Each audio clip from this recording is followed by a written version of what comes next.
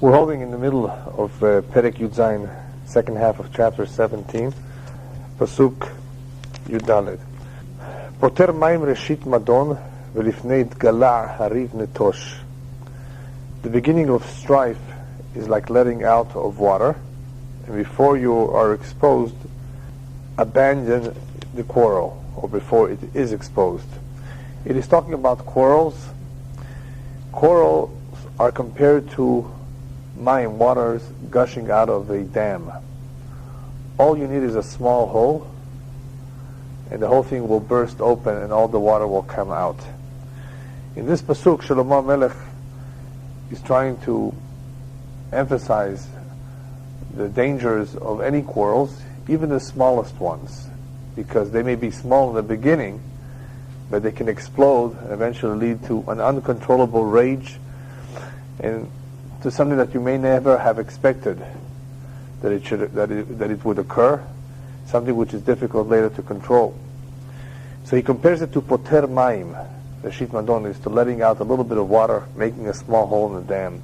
And you know what happens with a small hole? Eventually it grows. That's what happens with any argument. There is a commentary that brings down something very interesting, that whoever is insulted, somebody insults him, tries to make him angry, and instead of responding, instead of quarreling about it, he keeps quiet. Mesalek me'atzmo me'araot. By just keeping quiet in an argument, you are saving yourself 100 bad things. And he learns that out from the word madon. The word madon in Hebrew, the gematria, the numerical equivalent of the word madon is 100. Mem is 40, right? Dalet is 4, Vav is 6, so we have 50, and Nun is 50. So he says, you want to save yourself 100 terrible consequences that can happen from an argument? Keep quiet. That's the always best. Not always can you keep quiet, but many times that's the best solution on how to avoid it deteriorating into something worse. But he's also talking about the initiator. He's not just talking about a quarrel in general, but poter mayim, the one who begins it, is the one that brings this about. He is the one that's letting all of this water loose, and water that is let loose cannot be taken back. So therefore he adds the words, B'lifnei hitgala, hariv netosh, before it becomes exposed, or before it becomes very, very big. Even if you're not a part, especially if you're not a part of it, you're just listening to it, and you may be tempted to get involved. Netosh means abandon the scene. Get out of it. Don't try to get involved. And many times it is tempting for us to get involved in some situation where people are quarreling, where things may get worse. Unless you're a real mediator, then obviously then it's a mitzvah to make peace. But that's not everybody's intention when they get involved in a quarrel. They tend to take sides. They tend to express their opinion, and of course things get worse and worse.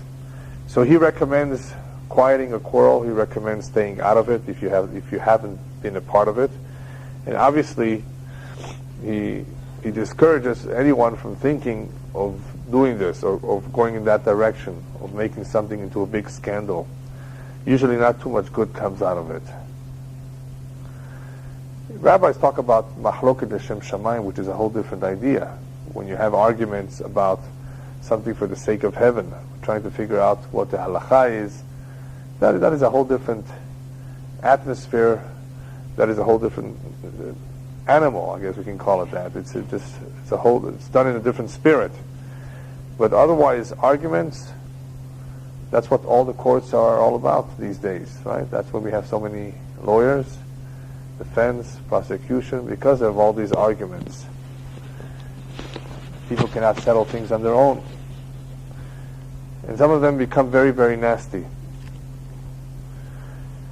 Rabbis also use this pasuk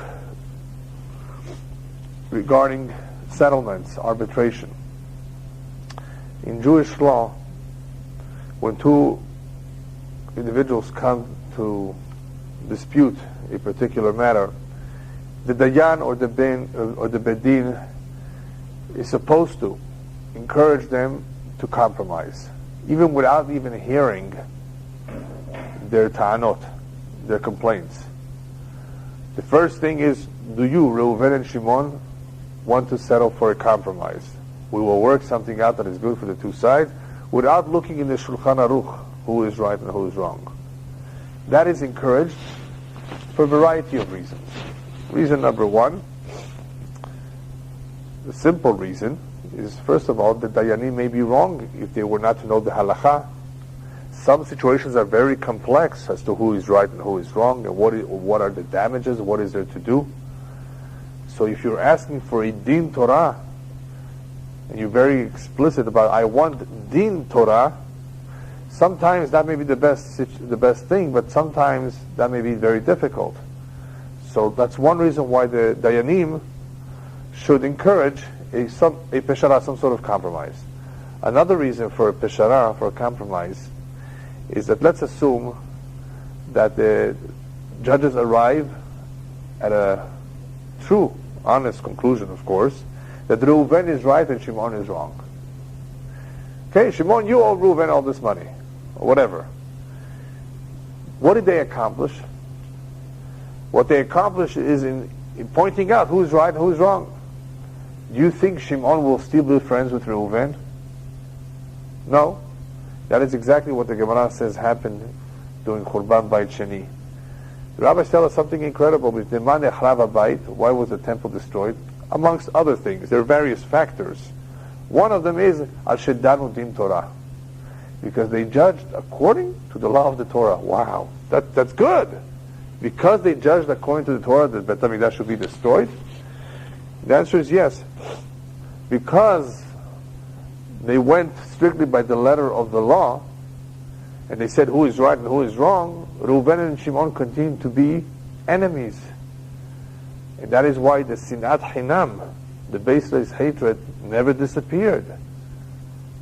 If people were not settling matters in a friendly way, by suggesting compromises, by having them shake hands and embrace, instead of, you're right and you're wrong, that's it, that's what the halakha says in Shulchan Aruch, you don't like it, tough.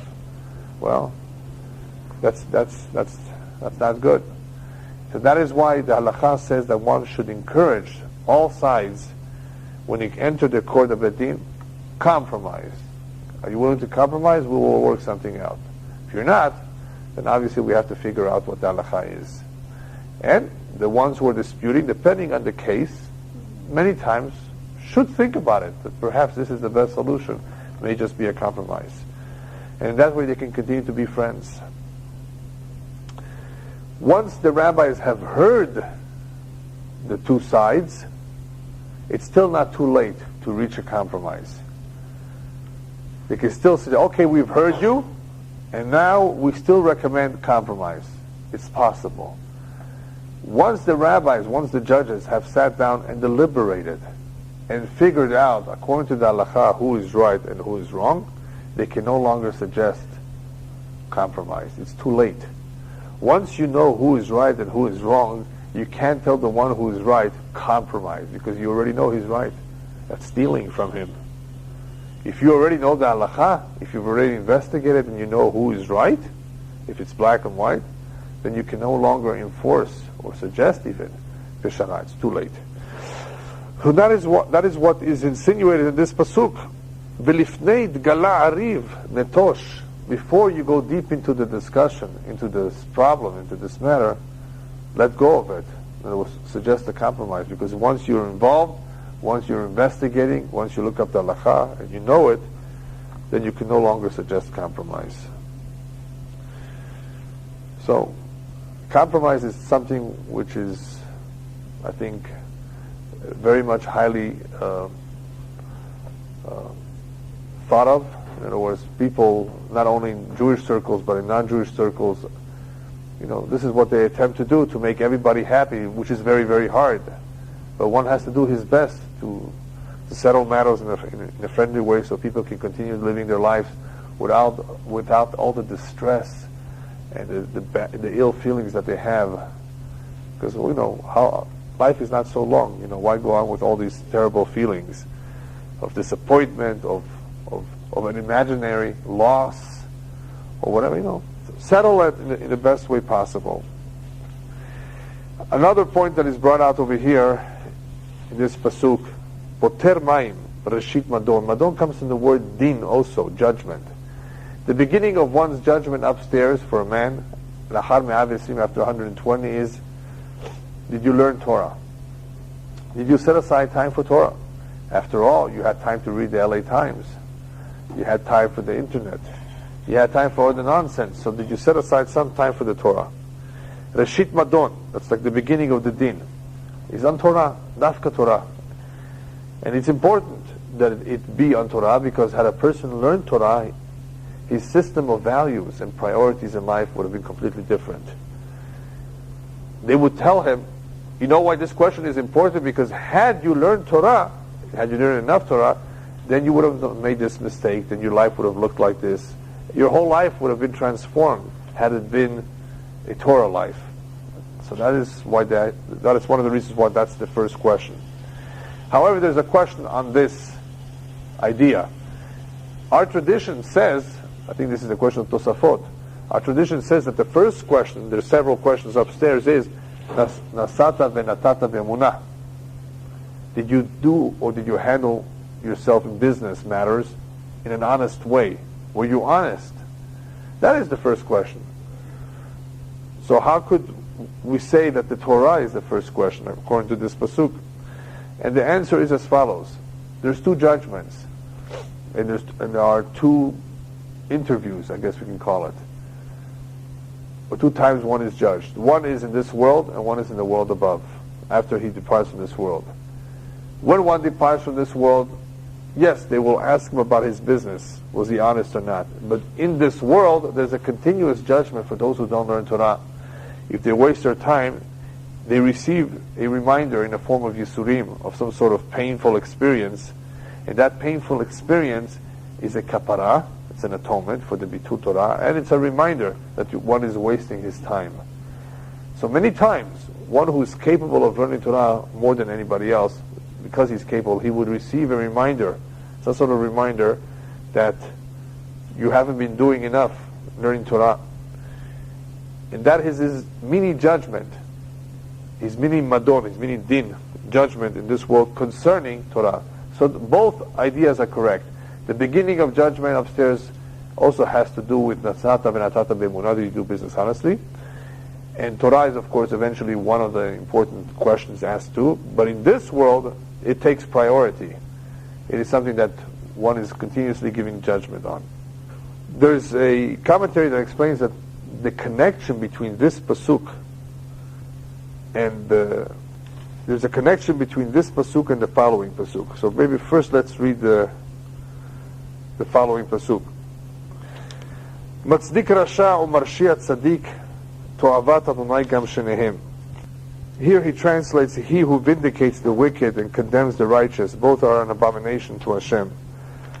Finding a tzaddik guilty or finding a rasha innocent. In court, this is a pasuk that is really talking about judges who need to be careful in the proceedings, in investigating something, in interrogating the witnesses. You don't want to make a mistake to find the tzaddik, the innocent, guilty, or to find the rasha, the guilty one, innocent. One who is not careful, to'avat Hashem gam shenehem, Hashem does not like either one of the two. Whatever mistake you make, finding the rasha tzaddik is also not good. Just as bad as finding a tzaddik and rasha. The connection between the two pesukim perhaps can be that in the first pasuk we spoke about fights, arguments, quarrels. When there's a tremendous amount of quarrels and nobody is calm, that is the recipe for mistakes. That is the recipe that for people not thinking straight and coming up with all sorts of ideas. When one is arguing, one has to argue in a calm way, if possible in a logical way. And that's not very easy. But that leads to mistakes. Judges have to be cool-headed and not emotional. Definitely not biased. Next pasuk. Lama ze mechir biyad k'si liknot chokhmah velev ayin. Also a very famous pasuk that is mentioned in the Gemara. Why is there a price That's how he translates the fool's hand to buy wisdom when his heart is not there. Why is the fool making such an effort to buy wisdom when he's not really interested? One of the meanings of this pasuk is as follows. When it comes to wisdom, rabbis tell us, Reshit chokhmah yirat Hashem. Kol sheyirat cheto kodemet lechokhmato, chokhmato mitkayemet. If one's fear of God comes before his wisdom, then his wisdom will last and will be effective. He will gain something from that wisdom. But if all he does is acquire wisdom, learns, reads, and does not work on his midot, on his character, then all that wisdom that he acquires will not do him any good. So that is what he says in different words. Why is there a price? In other words, why is the fool going to all this effort to acquire chokhmah when he's not even interested in working in himself? The tachlit, the purpose of all chokhmah is to teach us, to guide us how to be better people. It's not just to fill our heads with data, with information. Right? The Torah is a blueprint for life. Judaism is not just a religion, it's a way of life. And to know how to conduct oneself, one needs to learn Torah. Without it, one does not know how to conduct himself properly. There are many people who are kind-hearted by nature, who will do things automatically. That's fine, but not in everything. One cannot do everything on his own without learning Torah. And part of the Torah is mitzvot ben adam lechaverom, and part of it is mitzvot ben adam lamakom. Mitzvot that concern us and our fellow Jews, and mitzvot that concern us and Hashem. In the area of mitzvot ben adam lechavero, a great deal of it depends on the midot. Midot meaning character, our personality, our traits. Are we angry? Do we take revenge? Do we bear a grudge? And so forth. So he says, so why would the fool go to the effort of acquiring chokhmah if his mind or his heart is not there, meaning that he's not serious about it?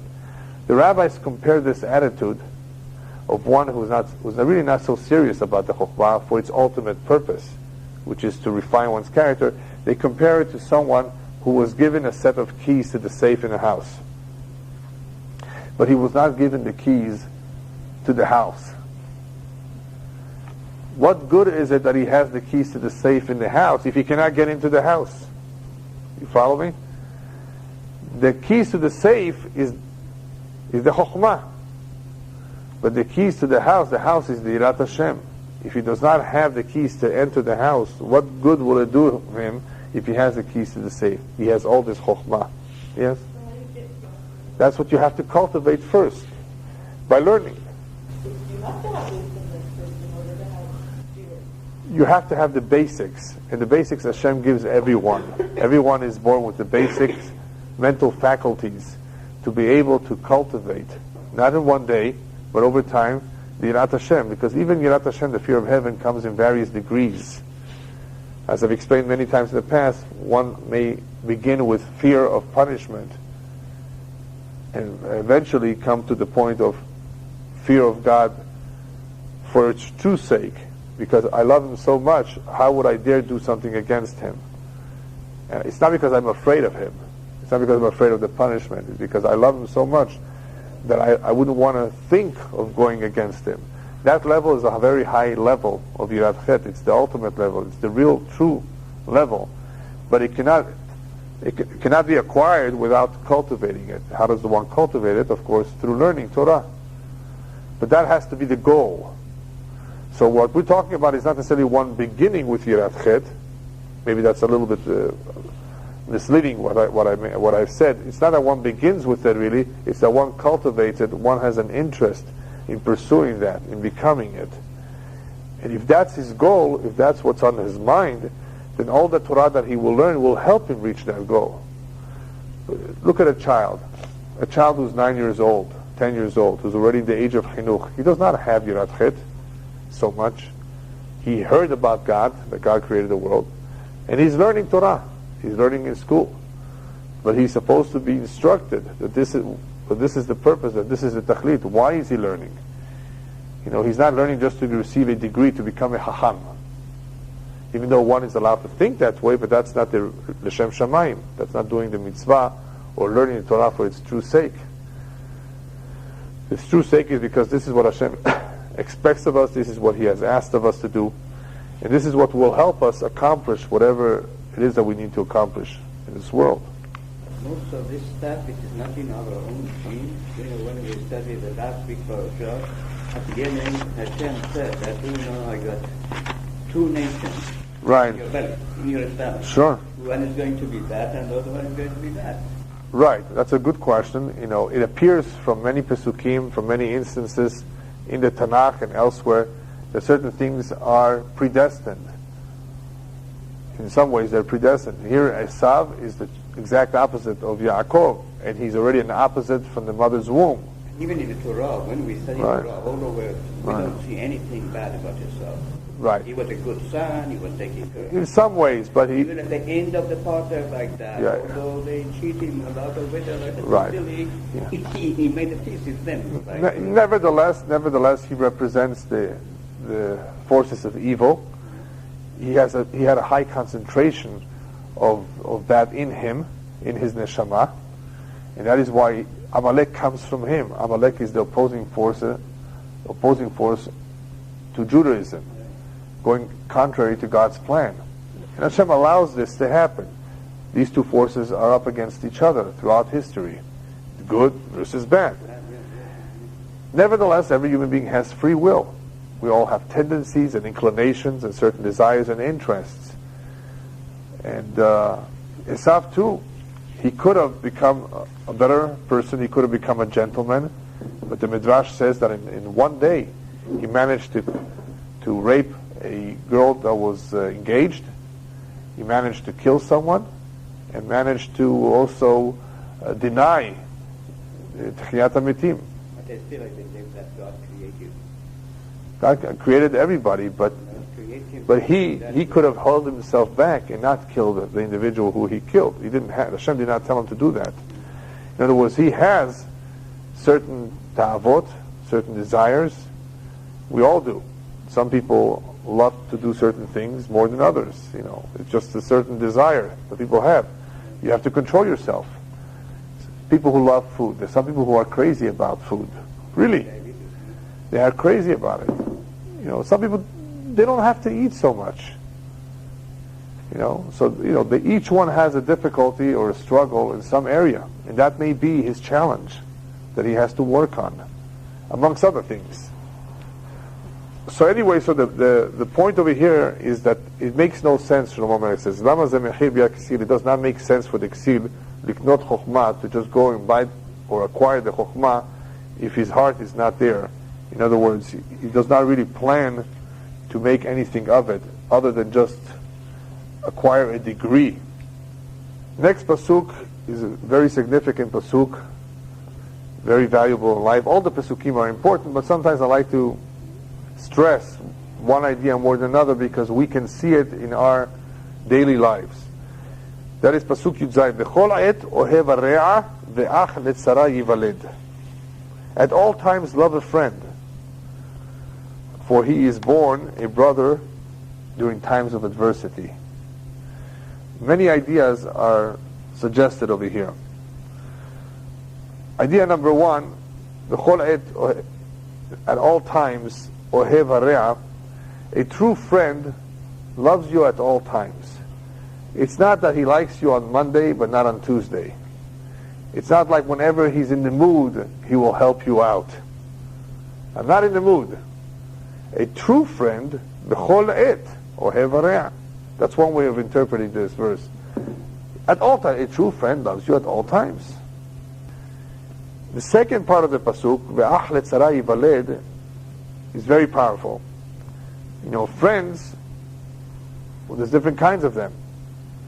There is an acquaintance, there is a friend.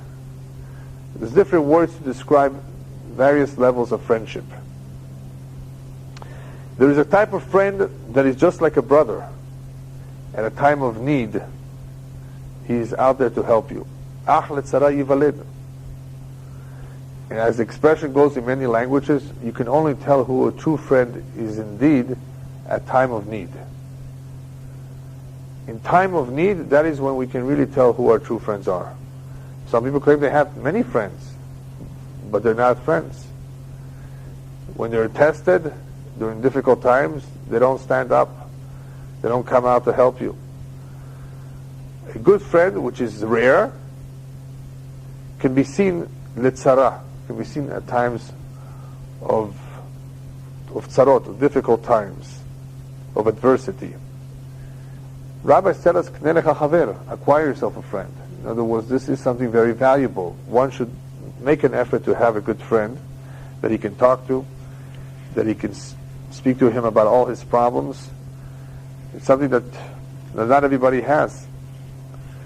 A true friend is one who likes you just the way you are, with all your chisronot, with all your defects, with all your weaknesses. And we all have our weaknesses, so that's a true friend. He likes you despite the weaknesses. That's a good sign.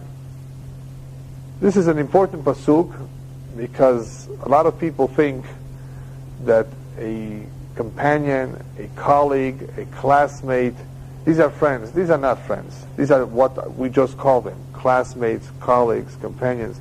This is not a true friendship. A true friendship, just like a marriage, needs to be cultivated. One needs to invest in it, and that is why the rabbis tell us, "K'nei lecha." K'nei, you know what k'nei means? In Hebrew, it means to acquire with money, even if you have to spend money on your friend. That's what it says, k'nei. By a rabbi, it says, "Aseh lecha rav." Make yourself a rabbi. Get yourself a rabbi. Choose one. By a friend, it says k'nei. Even if you have to buy, even if you have to spend money, if you have to work hard to make a friend. Yeah. Uh-huh. Bera'im? Sure. Yeah. So if you find a friend, though, is he really a friend? If you what? If you're paying money for a friend, is that really a friend, or? In other words, even if no, not paying meaning that you're just spending on him all the time. In other words, even if it costs you. I'll give you an example. What's an example of money? Let's say that two very close friends live 1,000 miles away. And one of the friends becomes ill. He's in bed for 2 weeks. And the friend buys a ticket and goes and visits him. He spent money to strengthen that friendship, to show that he cares. That's a very simple idea. Obviously, it would need to be mutual in some way. Not that one is doing all the spending and proving that he's a friend, the other one not doing anything. It's a whole subject. We can discuss about friendship a whole night, and I have a tape when we did interpersonal relationship. I think it's number 14, the last one of the series, how to tell who's a true friend. And if you haven't heard it, I recommend it. We go through, in that shiur, we go through various ideas of how one can detect what are the ingredients for a true friendship. It's very difficult because a lot of cases, a lot of stuff, people that... A lot of hypocrisy, you mean? Hypocrisy. A lot of those people that they're like Yeah. that, and the only time that you're going to find out who's your friend is when you're in a deep trouble. Yeah, but one of the most important ingredients for a friendship, if you want to get one, if you want to have a friend, is you need to be a friend. In order to receive one, you have to be one. So a person has to make the effort, and when that other side, when the other individual feels it, and the chemistry is there, and the respect is there, then it works out beautifully. All right, next pasuk, we've already discussed a little bit in the past the concept, and I think perhaps Shlomo Melech inserts it over here for good reason. That is the concept of collateral, being a guarantor for somebody else. We just spoke about friendship. Would you be willing to do everything and anything for your friend? Well, usually, except for one thing which is not recommended. Adam hasar lev tokea kaf orev aruba lifnei re'ehu. A person without sense, he's calling it somebody he doesn't have any sense, would clasp hands, in other words, would shake his hands, to become a surety before his neighbor, to become, in other words, a guarantor. Orev aruba, or an avon, is to secure a loan. Right? Reuben wants to lend money to Shimon. Shimon says, you know, it's going to be a while till I repay you. Reuven says, fine, give me a arev, somebody that will guarantee the loan. And Reuven and Shimon goes ahead and gets Levi to guarantee the loan. Now, if this is a lot of money, Levi is silly for doing that. Why is he silly? Because Shimon may run away, as many people have, and not pay up. It's tying up for this friend. There's no mitzvah, no obligation to do this. And history has shown it time after time that many people lost a lot of money for being a grantor. You don't have to do it. Now, father with a son, if he doesn't mind losing all that money for his son, that's fine. But you have to be prepared for yourself. I tell everybody who gives loans, somebody asks you for a loan, you should know Murphy's Law, whatever can go wrong will go wrong. That's Murphy's Law. You give somebody a loan, there's a 50-50 chance that you're not going to see that money back. So therefore, if you can give that money without ever getting a heart attack that it's not coming back, go ahead and give it. If you're gonna lose sleep over it, don't give it. You have no mitzvah, no obligation whatsoever to give any money that you're going to feel terrible about if you don't get it back. Not even to your own brother, not even to your closest friend. Why should you get a heart attack? There's no mitzvah to get heart attacks. No, there isn't. So if you know that you won't be able to sleep and you're taking a chance, don't take the chance. Because if it can go wrong, it's going to go wrong.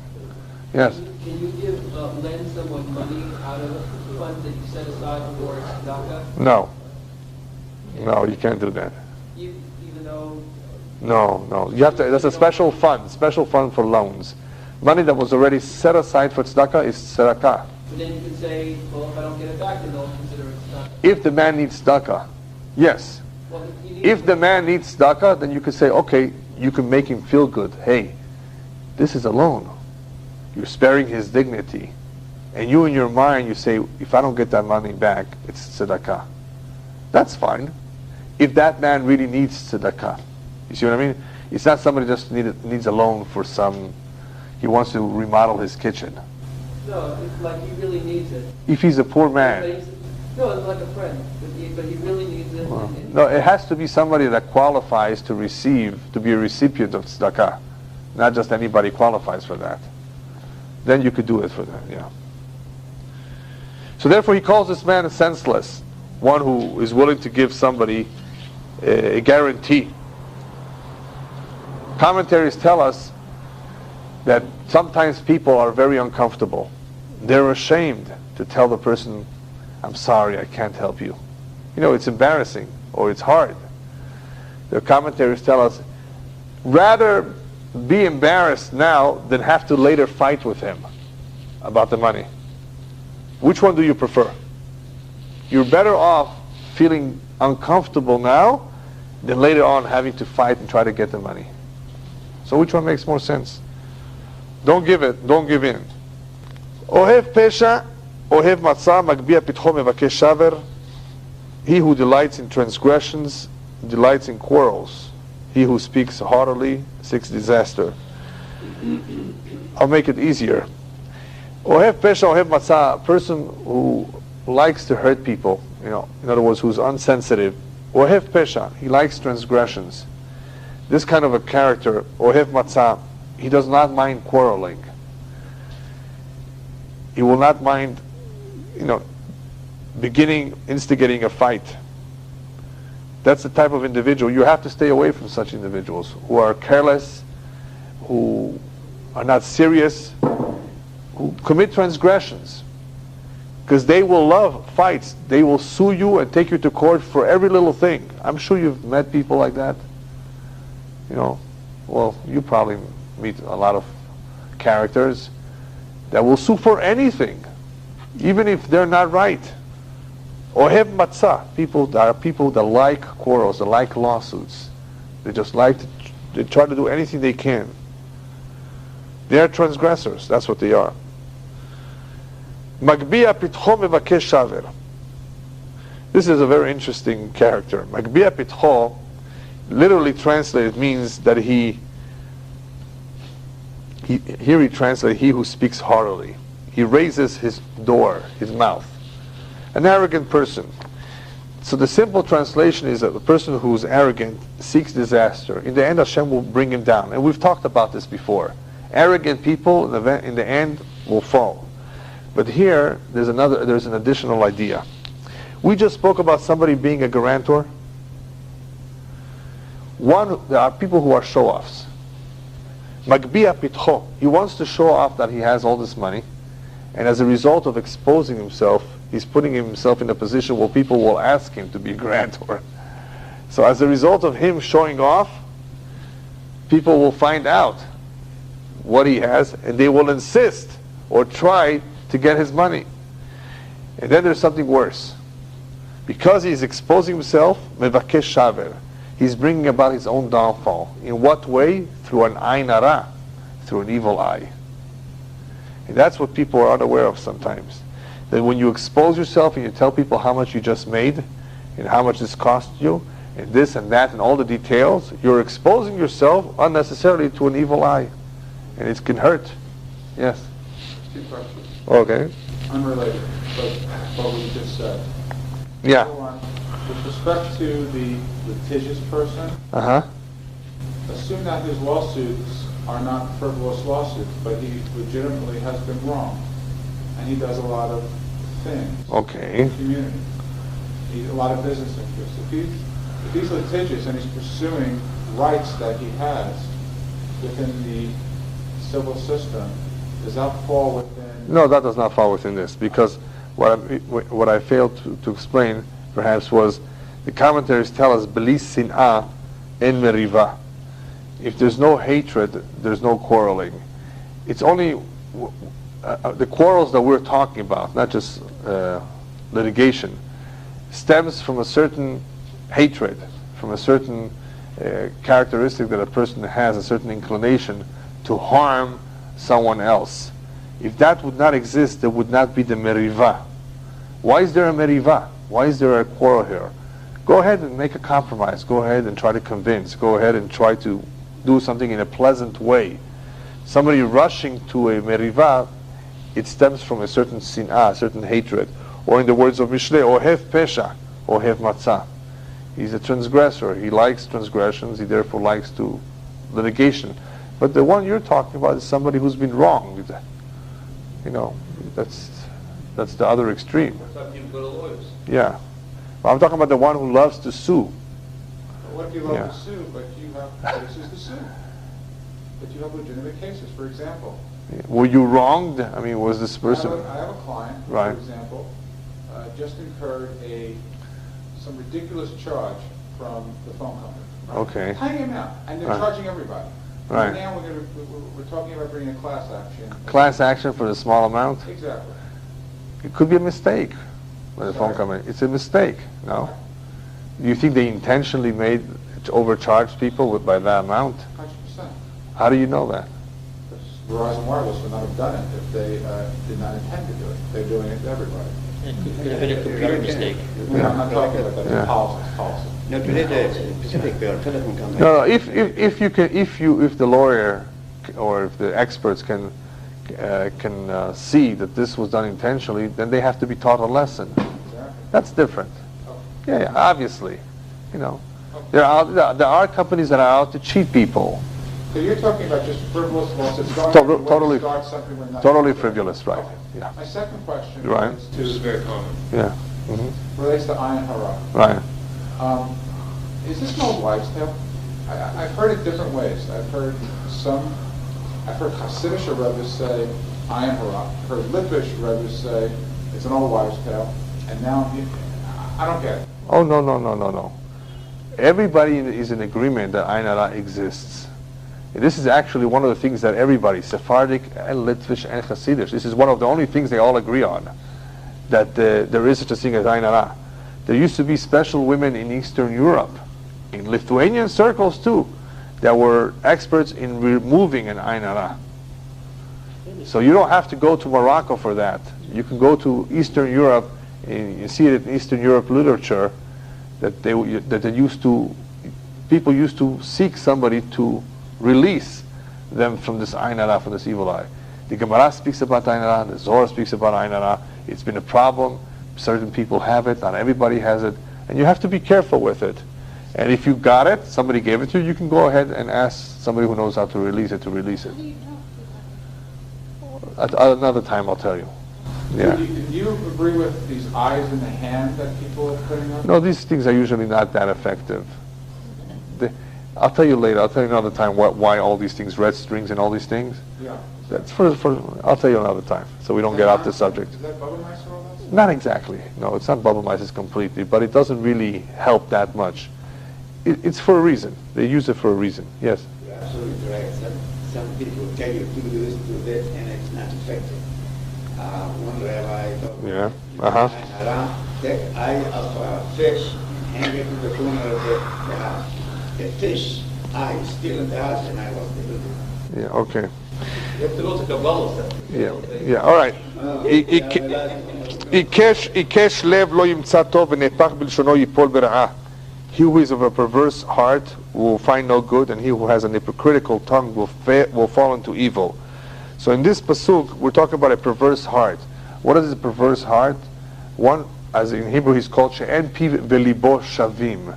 His heart and his mouth are not the same. He talks one way, and he feels or he thinks in a different way. He's an ikesh lev. It's a perverse heart. Such an individual will find no good. Same thing with v'nepach b'lshono, one who's a hypocrite. Same idea. Yipol bera'ah, will fall into evil. All these individuals who think that they can mislead people, they can act in one way and feel a different way, in the end they will fall. They will fall actually in the same plot that they were plotting against someone. To do something into an individual, many times they will fall in that same plot that they plotted for someone else. Next pasuk, Yolet kesi letugalo velo yismach avi naval. Translation of it: he who begets a fool, gave birth to a child who has become a fool. Nobody's really born a fool. Does so to his sorrow. Neither will the father of a vile man rejoice. Now, the simple translation means that one who has given birth, raised a fool, it is very sorrowful. It is very disappointing. There's no rejoicing for a father of a vile person, a naval. What does that mean? Rabbis tell us, tsar gidul banim. Raising children is painful. It's not easy. Raising any child. Between the diapers, between the expenses and the tuition, you know what it's like. So, what is the nechama? What is the consolation that every parent has from all these expenses and investment in his child? Shu yigdal letiferet, that something beautiful will come out of him, something nice. When that does not come true, it is one of the greatest sorrowful things for a parent. And that's what he's pointing out. He says, you want to be careful how you raise your child. Because if you're going to bring to this world and raise a kesil, it's going to be a tuga. It's one of the greatest sorrows that a parent has. As we've pointed out several times, that the greatest source of nachat is tiferet banim, avotam, or the other way. In other words, when the child can point to a father, to a grandfather, look who's my father, look who's my grandfather. When the father or grandfather can point to his child and his grandson, that is the ultimate source of true Jewish nachat, happiness, when one's children and grandchildren are going in the ways of one's forefathers. So the opposite of nachat is tuga, is sorrow. So one needs to take this seriously, that if one's child is not really doing things right, that he should perhaps seek professional help. But besides the professional help, the rabbis always encourage us to pray. There's nothing more powerful than prayer. Besides our ishtadlut and our efforts to bring about a good chinuch for the child, one needs to continuously pray. Yes? One question, when you look at from the beginning, Yeah? Adam and he had two sons, one killed each other. Abraham, being such a great man, had the son Ishmael. Noah had such a good kid there, like the third one of the kids. Sure. All of the people that when you come over there, like some of them, sometimes some of them, they're out of your control. There's no way you can do nothing. Right. That's why you have to pray a lot. You're right. It's very difficult. You have to pray a lot. Lev sameach yetiv geha v'ruach nechehat yabesh garem. A happy heart enhances one's brilliance. Okay, I disagree with that. Geha really means the body, not one's brilliance. And a broken spirit dries the bones. Yeah, that's correct. He's talking about a happy heart, a happy disposition. You know that some people by nature are despondent, can easily become depressed. It's just in their nature. Nothing really has happened to them. It's just that they're either moody, or that's the way they feel this way. In English they say they woke up on the wrong side of the bed. Yeah. Lev sameach, a happy heart, is yetiv geha. It is healthy for the body. A lot of people would have lived several more years, perhaps, had they had a happy disposition. Happy. And what happiness are we talking about? Which is the greatest source of happiness? Sameach bechilko, one who's content with his lot, with whatever he has. A rabbi once sent somebody who wanted to know what pain is, what true pain is. And he sent him to Reb Zusha. Reb Zusha was in the Bet Midrash. Reb Zusha was a very, very poor man. Very poor man. He barely made ends meet. And he sent it to Reb Zusha to describe to him, give him a lesson as to what pain is. And he asked Reb Zusha, tell me, Reb Zusha, do you know what pain is? He says, I don't know what you're talking about. I never experienced pain in my life. This is a poor man who has nothing, doesn't own anything, but because of his bitachon in Hashem, because of his simchat ha'chaim, never experienced pain. What is pain? Beautiful midah, an important midah, not only healthy for the body, healthy for the neshama, healthy all around. A lev sameach, a happy heart. Whereas the opposite is ruach nechehat yabesh garem, a broken spirit dries the bones. We've spoken about good news, bringing good news to dashen atzem. Good news has the ability to strengthen the bones. Ruach necheha is just the opposite. A broken spirit dries the bones. You have to be careful how to give bad news to someone too. You could break his heart. So we see from this pasuk how you can have an individual, the same individual, if he has the right attitude, a happy heart, he will have one kind of life, and if he Khalila has a ruach nechea, he will have a totally different kind of life. What did it all depend on? Not how much money he had in his bank accounts, in his savings accounts, in his mutual funds, but on how happy or sad he was. That's all. Just in this. Okay, we have just a couple more pesukim. Shochad mechek rasha yikach lehatot orchot mishpat. He will take a bribe from a wicked man's bosom to pervert the roads of justice. Okay, in a different translation, Shochad mechek rasha. We're talking about one who accepts bribery from a wicked man. Why is he saying accepting bribery from a wicked man? Because the one who gives it is wicked. The Torah tells us be careful with giving or accepting bribes, because it blinds the judges. It blinds even the righteous. So therefore, shochad mechek rasha, the one who gives it, is called a rasha. It is just as bad to give than as to receive. Even though the judge should not receive, because it's going to sway him, the one who is giving is wicked. That's why he calls it shochad mechek rasha. Yikach le'atot orchot mishpat, he calls it mechek rasha because one may give it secretly, one may give it privately, and one may say, the judge may say on the receiving end, okay, I'm going to be careful. I'm not going to play favoritism over here. It won't help him. Le'atot orchot mishpat. Very, very possible this is what's going to happen. It's going to sway the judgment, the roads of justice. You have to be careful with any bribery. Even flowers, even a lunch. Can we go out for lunch? All these things tend to have some influence if the individual you're going with has to be a judge.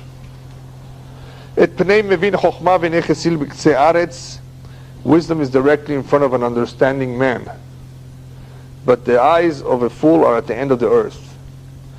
What this means is that a person who searches Chokhmah, who wants to learn Torah, wants to learn any Chokhmah, he will always find a class. He will always find somebody to teach him. Iksil, a fool who does not really have interest, when you ask him about learning, his eyes are b'ktsei aretz, at the end of the earth, at the end of the world. In other words, everything is hard for him. Everything is so far. Everything is so difficult. That's a very bad attitude. And that is because he has no true desire. One who has a desire will do whatever he can. He will find out whatever he can. This is an important lesson that I tell young couples who are just getting married. The first, the most important ingredient for a successful relationship is the desire to succeed.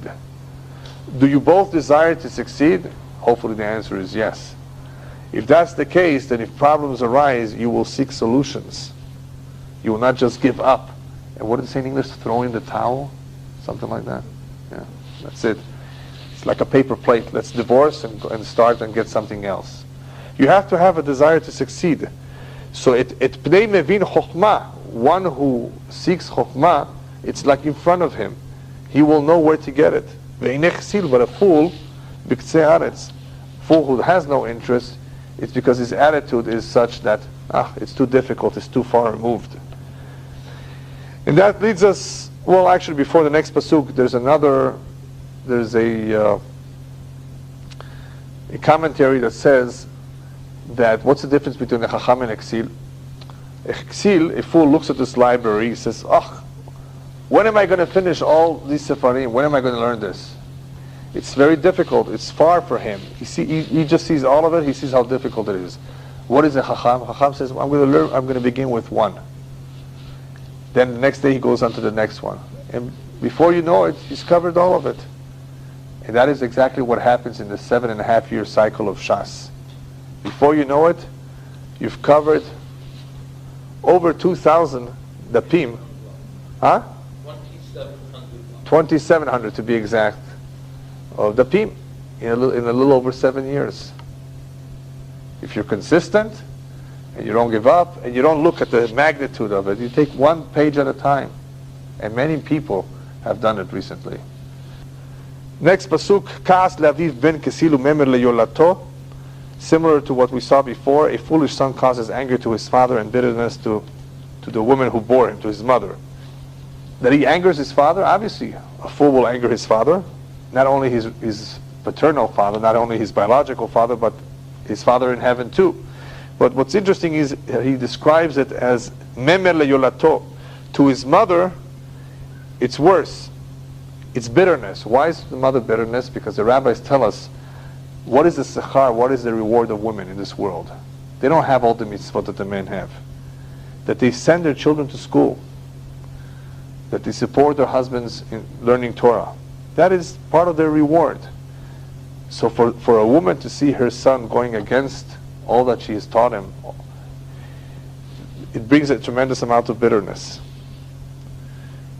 They have a lot to lose, parents who stick their child in a public school, not realizing where that child is really headed, just because they want to save some money. It's going to be a tremendous source of disappointment and sorrow later on. Pasuk Chavav, Gam anosh latzadik lo tov lehakot nedivim ale yosher. To punish also the righteous man is not good, to strike the generous who possess uprightness. What he's talking about over here is that even a tzaddik has to be careful not to be too strict with others. Rabbis tell us a tzaddik has to be careful with his midot too. La'avira midotav, to be giving, to give in, and to be extremely careful. Lo limsor din al chavero. Whoever asks Hashem, Hashem punish him, punish that guy for me. The man who asks for the punishment will be punished first. One should never ask Hashem to punish someone, because they start with him. You think so highly of yourself that you're asking for somebody else to be punished? So tzaddikim, that's what he's saying over here. Tzaddikim have to be also very careful in how they judge others and how they treat others. Rabbis tell us, Kol mi shechavero ne'nash b'glialo, lo machnisim oto lemechitzato shel HaKadosh Baruch Hu. Whoever's friend was punished because of him, they will not allow him to enter close to HaKadosh Baruch Hu.